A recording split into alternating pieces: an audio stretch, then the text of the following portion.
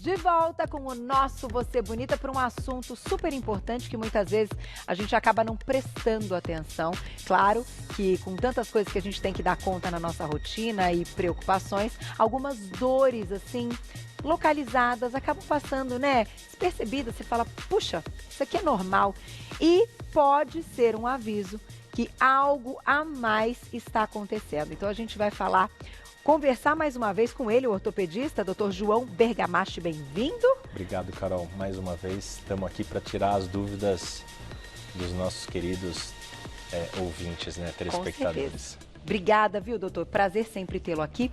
E o assunto é interessante porque falar de dores que estão localizadas em outras áreas e que podem sim estar ligadas a algum problema na coluna é muito mais comum do que a gente imagina, né? É mais comum do que a gente imagina e o objetivo não é deixar as pessoas preocupadas, mas talvez abrir a mente das pessoas para que determinado tratamento possa não fazer efeito, porque nós estamos focando em algo errado. Tá. Então, nós não estamos buscando de uma forma efetiva ou eficiente a causa da dor.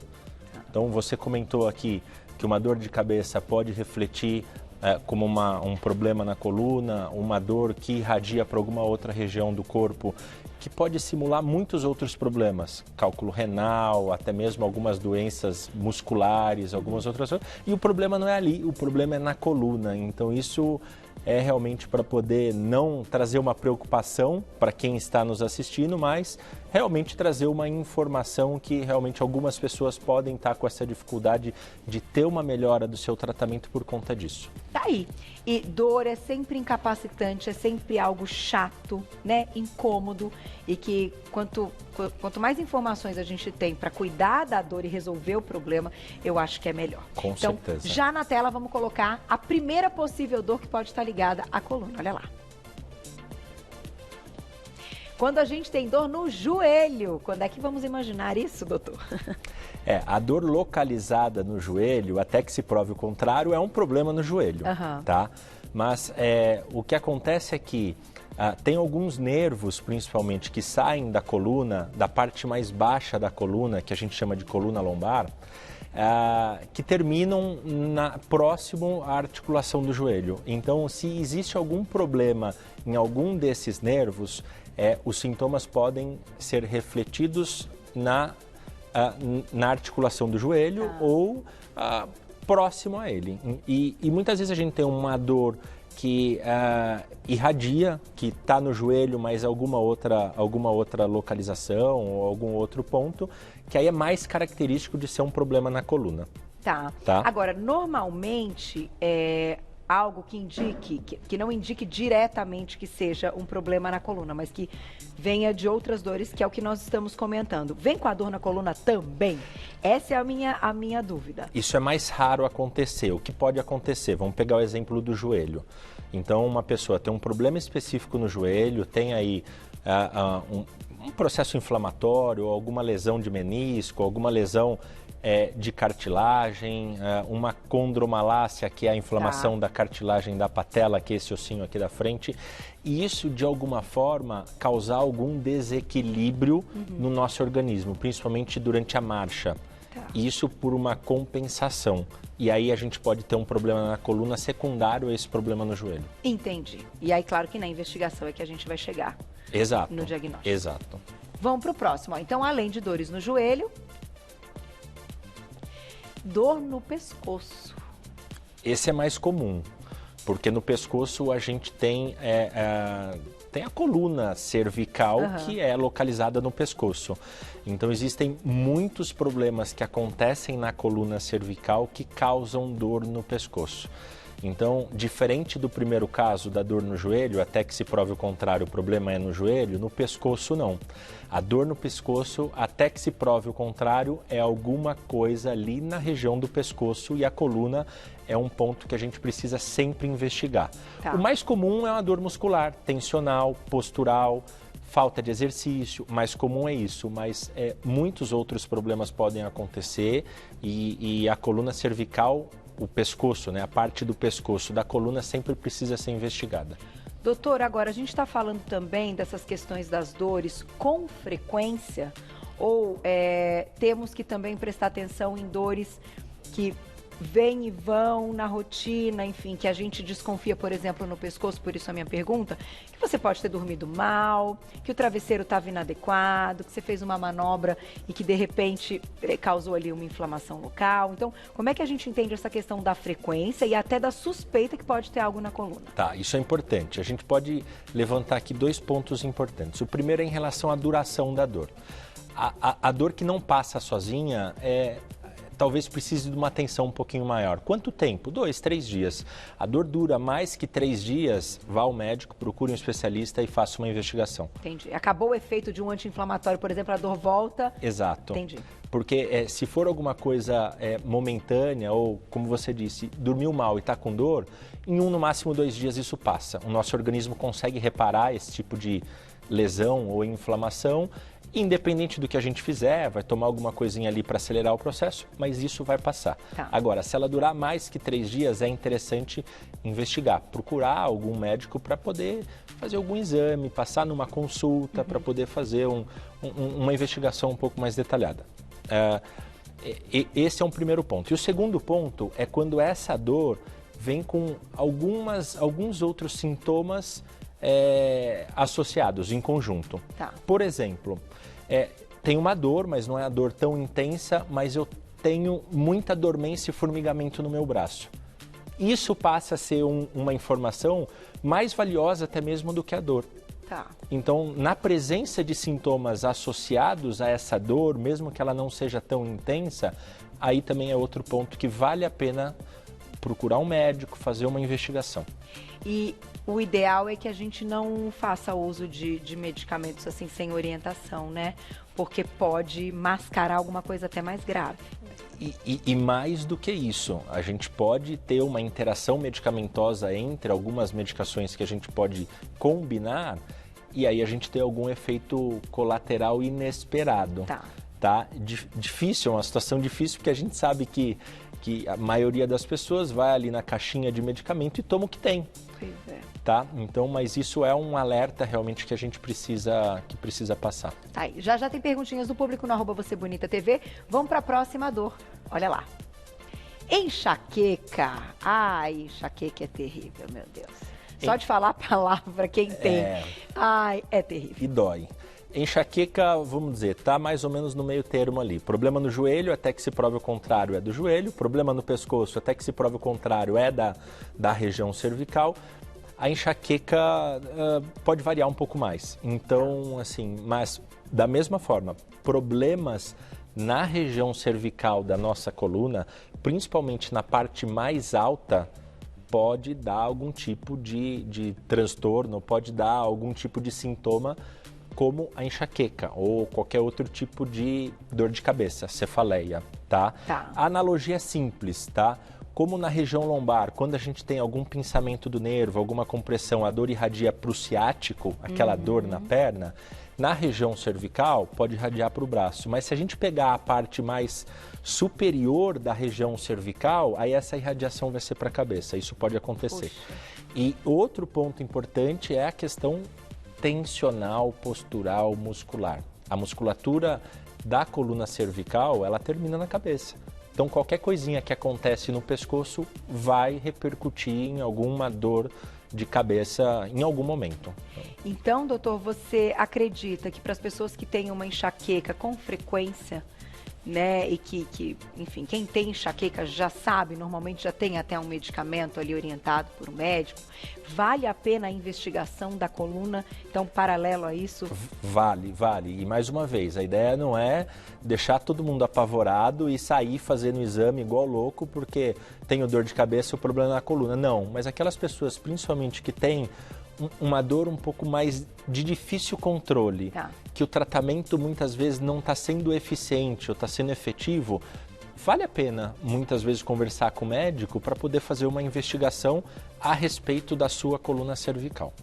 E enxaqueca vale uma pauta só para ela, né? Porque é impressionante o que tem de vertentes aí que envolvem... Diferentes tipos, diferentes causas, diferentes tratamentos também. Então... Desde a alimentação, né? Do consumo de algumas coisas, pessoas mais sensíveis, eu acho que até questões genéticas também. Sim, né? com certeza. Então, com certeza. Falaremos também, já tem perguntinhas do público. Vamos pro próximo, olha lá. Além da enxaqueca, dor no cóccix, famosa dor no cóccix, no ossinho ali. Tá, no ossinho. Então, não sei se seria o momento até de a gente mostrar aqui no nosso modelo, para a gente poder entender o que é o cóccix. Pode pegar. Então, de repente, aqui eu trouxe o modelinho aqui da nossa coluna lombar. Então, a gente consegue visualizar aqui que a coluna lombar continua com o osso, que esse osso chama-se sacro, e o finalzinho desse osso é o cóccix. Então, existe uma conexão da coluna com o cóccix. Tá? Então, a gente considera, talvez, aí até que o cóccix faça parte da nossa coluna vertebral. Então, coluna lombar, sacro, e cóccix. Então, o cóccix, ele é diferente da região lombar, a gente tem uma parte muscular aqui protegendo bastante a nossa coluna, além de estruturas ósseas mais fortes. O cóccix não, ele fica um pouco mais exposto. Então, muitas vezes, às vezes, um trauma direto pode causar algum tipo de fratura, algum trincado ou simplesmente algum processo inflamatório, até mesmo por atrito. Então, a pessoa que é mais magra, que a parte glútea é menor e aí o cóccix fica mais exposto, só o simples fato dela ficar muito tempo sentada pode gerar algum processo inflamatório e uma dor mais crônica no cóccix. Tá? Então a gente pode considerar a dor no cóccix como um tipo de dor na coluna, mas lembrar que são localizações diferentes. E vale então como dica para quem, por exemplo, está na academia, vai fazer abdominal, enfim, precisa de um colchonete até maior ou até para dormir, né? Nesse caso das pessoas que podem, né, ter a região mais sensível por causa disso, doutor? Vale, o que a gente conseguir fazer para proteger essa região é válido. Tem até alguns problemas que a gente opta por um tratamento de colocar aquela almofada que é vazada, que é mais utilizada, por exemplo, quem tem hemorroida, quem tem outros problemas, e aí consegue utilizar para poder evitar esse atrito e esse contato com o cóccix até que o organismo, até que o tratamento surta efeito e regrida esse processo inflamatório. Entendi, porque é extremamente desconfortável também. Muito. Né? Para tudo, né? Você está em pé, dói, você está sentado, dói, né? Vamos colocar o próximo também na tela e já perguntinhas do público. Cálculo renal. Esse é um capítulo à parte interessante, porque quem tem cálculo renal, quem já teve aquela dor, eu nunca tive, mas que dizem que é a segunda pior, que é um negócio assim, né, que você não tem posição também, pode confundir então uma dor de cálculo renal com dor na coluna e ficar ali? Pode, e isso é bastante comum. Muitos pacientes que nos procuram, às vezes, vêm com uma investigação já prévia a respeito da parte renal. Então, eu comecei com essa dor e aí eu fui no pronto-socorro, fui no hospital, achavam que era cálculo renal, fiz meu rim, tá tudo bem, não tenho cálculo. Então, essa relação e essa associação é bastante direta e bastante comum, tá? Que vale a pena a gente comentar aqui? Basicamente, o tipo de dor e a localização. A localização da dor do cálculo renal é muito semelhante da localização de dores lombares, vamos dizer assim. Tá? Existem algumas características mais sutis que a gente conseguiria, através da característica da dor, diferenciar uma dor da outra. Então, a dor do cálculo renal, ela é um pouco mais alta, ela pode irradiar um pouco para a parte aqui do abdômen ou para a região inguinal, tá? E ela muitas vezes não está relacionada ao movimento do quadril, ao movimento da coluna, é uma dor mais constante, tá? Uma dor incólica. É que não passa, né? Não com passa, posição que não você passa. tem. A dor na coluna, casos mais graves, podem realmente causar uma dor mais constante, pode, em algumas situações, causar uma dor incólica, mas geralmente é uma dor diferente, é uma dor em queimação, uma dor empontada, fisgada, que muitas vezes irradia para a parte do quadril, para a parte dos membros inferiores. Então, tem algumas características que a gente consegue, só pela caracterização da dor, diferenciar, mas, em alguns casos, é extremamente difícil e requer realmente uma investigação da parte renal para a gente ficar tranquilo e focar o tratamento na parte da coluna. Até porque, né, doutor, pensando nessa questão do cálculo renal, quando a pessoa não está ali com o cálculo causando a inflamação no canal, entupindo o canal, que é quando ela tem o auge da dor, né? Mas quando a pedrinha está próxima e já causa uma inflamação no início desse canal, a dor não é tão intensa e aí eu acho que é o momento que há uma confusão mesmo, né, com a questão da coluna. Porque eu acho que quando ela já está ali na inflamação, aí é um negócio que quem tem fala que não tem como, né? Você chega no hospital e os próprios...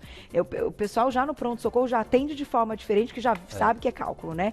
Mas quando tá ali no início, realmente pode confundir bastante. Exatamente, que é o que mais acontece nessa parte inicial. E aí depois que vai pro canal, aí que o negócio é complicado.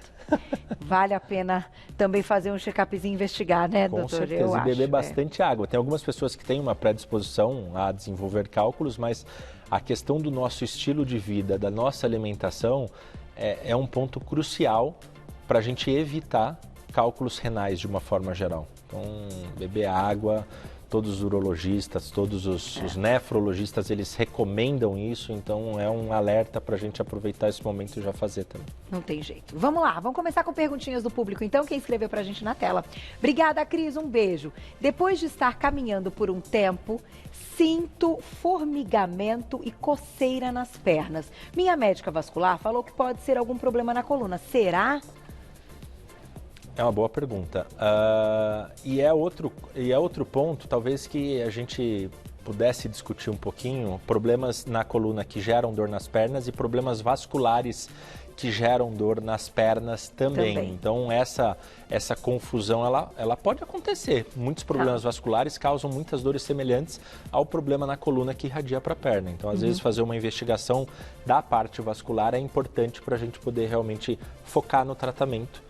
Da mesma forma, da parte urológica, focar o tratamento aí na coluna mais especificamente. Então, descartado vascular.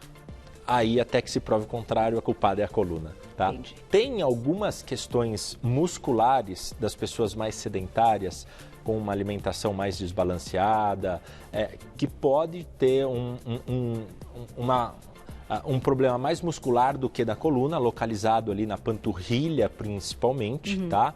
Que são aquelas dores musculares, mialgias que a gente chama, tá? Mas é mais comum a gente observar problemas na coluna que causam esse problema irradiado para as pernas do que uma coisa mais localizada.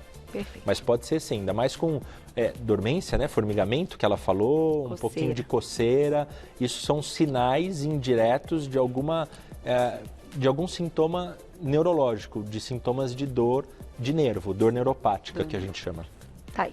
Mais perguntinha na tela. Obrigada, Índia. Um beijo para você. Esporão do calcanhar pode estar relacionado com a coluna lombar? Boa pergunta, a resposta é não. São problemas distintos, diagnósticos distintos, com causas muitas vezes totalmente diferentes e que necessitam de tratamentos diferentes. Tá? Então, a resposta é não. Esporão do calcanhar, para quem não conhece, é uma formação como se fosse um esporão mesmo no osso do calcâneo, que é esse osso que a gente tem na parte de trás do pé, da sola do pé, vamos dizer assim. Então, isso gera um processo inflamatório no tendão da sola do pé, que muitas vezes, para andar, as pessoas têm muita dificuldade. Dói bastante. Bastante. Né? E que, às vezes, não é nem só o esporão, mas que pode ser algo... Faceite plantar. Também pode ser faceite, né? Um processo inflamatório, sem a presença do esporão, mas os sintomas são muito semelhantes.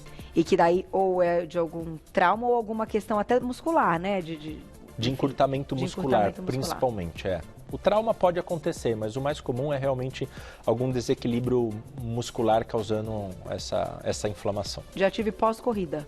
É mesmo? Pós-corrida longa. Sim. Não longa, porque também não corro por tão sobrecarga. Longa, mas aí é mais ou menos a mesma analogia, né? O tendão, a musculatura não está condicionado a suportar a carga do seu dia a dia ou daquela atividade que você fez. Então, até o tênis, doutor? Aproveitando que o tênis ajuda bastante. O tênis é um fator importante até mesmo para poder prevenir lesões, mas dependendo do quanto você exagerou ali, o tendão ele não estava condicionado a suportar aquilo. Entendi. Então é o mesmo raciocínio. Uma pessoa sedentária vai fazer alguma coisa leve, inflama. Você está acostumado a fazer alguma atividade física, mas aquele momento que você extrapolou mais, Entendi. O tendão não suportou e aí gerou a mesma inflamação. Perfeito. Tá aí. Mais perguntinha do público. Obrigada, Rose, um beijo. Tive Covid em julho e desde que me recuperei tenho muitas dores nos braços. Isso é considerado normal? Excelente pergunta. Encarando aí pós-Covid, doutor? Excelente pergunta. Tem uma preocupação muito grande, não só da parte muscular, mas da parte neurológica dos pacientes que tiveram Covid, principalmente da forma grave do Covid. A gente sabe que o simples fato da pessoa ficar na UTI, ficar entubada, ficar imobilizada, isso gera um prejuízo para a nossa massa magra muito grande. Então, praticamente todos os pacientes acabam sofrendo uma perda de massa muscular que obrigatoriamente necessitam de um período de recuperação, de reabilitação. Então, esses pacientes obrigatoriamente precisam estar engajados a um processo de reabilitação, a uma atividade física, a uma fisioterapia e assim progressivamente. Semelhante à parte neurológica, muitos pacientes, a gente sabe que muitas informações a respeito do Covid, existe um tropismo, né, uma atração do vírus ao tecido neurológico, isso a gente já sabe hoje, de forma que essa infecção viral ela pode acometer a parte neurológica e causar algum tipo de sequela. E aí é mais um ponto importante, reabilitação também neurológica, reabilitação física para esses pacientes é fundamental para pelo menos a gente tentar uma regressão desses sintomas, para a gente chegar ao mais próximo ao 100% de recuperação possível. Se a gente não fizer nada, a sequela está instalada, ela vai ficar o resto da vida. Então, esses pacientes precisam. Não que seja normal, ela perguntou se é normal, né? Não que seja normal, mas pode ser esperado. Então, as pessoas que estão dessa forma, elas precisam estimular, precisam fazer algum tipo de tratamento de reabilitação para poder se recuperar. Seria uma fisioterapia? Inicialmente uma fisio e aí depois algo um pouco mais progressivo. Então, musculação, assim, musculação, treino mesmo. Piscina, fortalecimento, então treino. Vamos lá, mais perguntinha. Obrigada, Priscila, um beijo. Trabalho de home office muito tempo sentada. Tem dias que dói muito a cabeça e o pescoço. Pode ser a coluna ou apenas tensão muscular? Esse era o contexto mais comum que a gente observava no consultório no começo da pandemia. Então as pessoas levaram o ambiente de trabalho para casa, só que fizeram uma adaptação, pegaram a mesa da sala com a cadeira da cozinha e o computador ficava numa altura bastante ruim, ergonomicamente péssimo, tudo péssimo. Aí com o tempo as pessoas aprenderam a fazer o home office e isso foi diminuindo, mas a gente observa que algumas pessoas ainda sofrem disso. Então o mais comum é realmente uma questão muscular. Então, questão postural, uma questão até mesmo de fragilidade muscular por falta de condicionamento. Tá? Mais ou menos a mesma analogia da sua fasciite plantar. Então, forçou mais de uma forma inadequada, gerou um processo inflamatório que causou a dor. Mas, lembrando, essa dor persistente, essa dor com sintomas associados, dormência, formigamento, fraqueza, tal, precisa ser investigada para poder realmente descartar problemas mais graves na coluna vertebral. Tá aí. Vamos dar tempo de mais uma? Olha lá quem escreveu pra gente. Obrigada, Regina, um beijo. Quando eu viro a cabeça, o meu pescoço faz um barulho como se estivesse deslocado. Esses creques, doutor, eles, enfim, apresentam aí algum perigo? Esse creque é famoso. Então, assim, o deslocamento é mais uma sensação do que realmente algo que saiu do lugar. Porque se a gente deslocar uma vértebra, é como se fosse aqueles casos de acidente de carro, acidente de moto, que desloca a vértebra e as pessoas ficam com alguma lesão neurológica, paraplégica, tetraplégica. Estou extrapolando aqui, mas só para a gente poder entender. Então esse deslocamento é muito difícil a gente fazer espontaneamente. Tá? O barulho muitas vezes está associado, na grande maioria das vezes, está associado ou a algum processo de desgaste e artrose entre as vértebras, que aí é simples, duas superfícies lisas raspando não faz atrito nenhum. Agora, se essa superfície da cartilagem está toda cheia de ranhuras, está gasta, aí vai causar uma sensação de crepitação. Costumo brincar que as pessoas ficam crocantes por conta dessa questão degenerativa. E outra coisa que a gente tem observado cada vez mais é que simplesmente processos inflamatórios ao redor da coluna podem causar algum tipo de crepitação, que nada mais é do que um barulho da própria musculatura ou tendão raspando em alguma parte do osso da coluna. Isso então, espontâneo, de forma espontânea. Espontâneo. Mas e forçar aquele creque-creque que dá uma aliviada, que é muito bom? Aquele creque... É saudável? Aquele creque, a gente precisa tomar um pouco de cuidado, assim, as pessoas que não têm problemas mais sérios na coluna, essa liberação muscular, esse alongamento, até bom. Fazer um creque ótimo, até dá uma sensação de prazer. Sim. Mas quem tem algum problema um pouco mais sério na coluna, precisa tomar um cuidado para não piorar. Tá. Pode indicar algum probleminha. Sim. Mas quando tá tudo normal, inclusive aqueles rolinhos, né? Tem que encerrar, estourei tudo, né, Glaucio? Aqueles rolinhos que tem os dentinhos, que você vai e volta. Gente, aquele negócio é muito bom também, doutor. Porque solta a musculatura, Nossa, né? De repente você tá com alguma contratura naquele ponto, solta e dá aquela sensação de bem-estar.